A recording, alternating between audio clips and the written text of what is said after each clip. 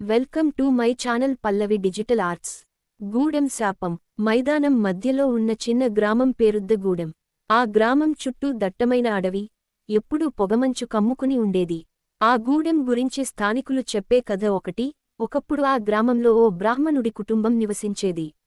వారిని ఒక రాజు అన్యాయంగా చంపించాడు. బ్రాహ్మణుడు తన మరణానికి ముందు గ్రామంపై శాపం పెట్టాడు, ఎవరు ఇక్కడ నివసించినా వారు ఆత్మల చేత బాధలకి గురవుతారు.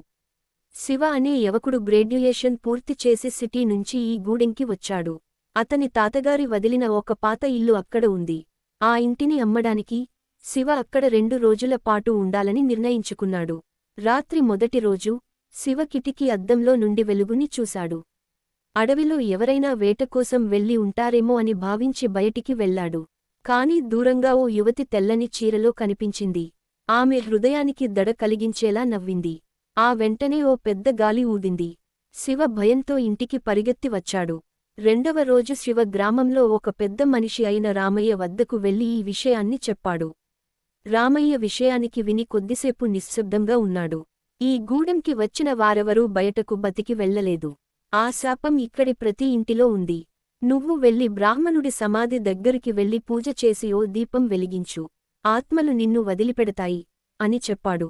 రాత్రివేళ శివ, రామయ్య చెప్పినట్టు బ్రాహ్మణుడి సమాధి దగ్గరికి వెళ్లాడు.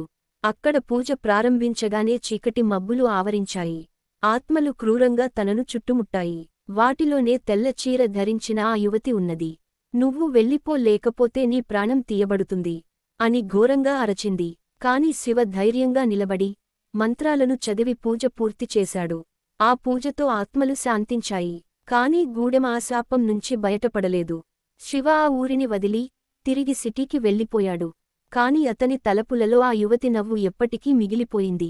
గతంలోని అన్యాయాలు ఇలానే భూతకాలం ఆచారాల రూపంలో మనల్ని వెంటాడవచ్చు. వాటిని పరిష్కరించడం మానవ ధైర్యానికి చెందిన పని. Thank you so much for watching. Please like, share and subscribe.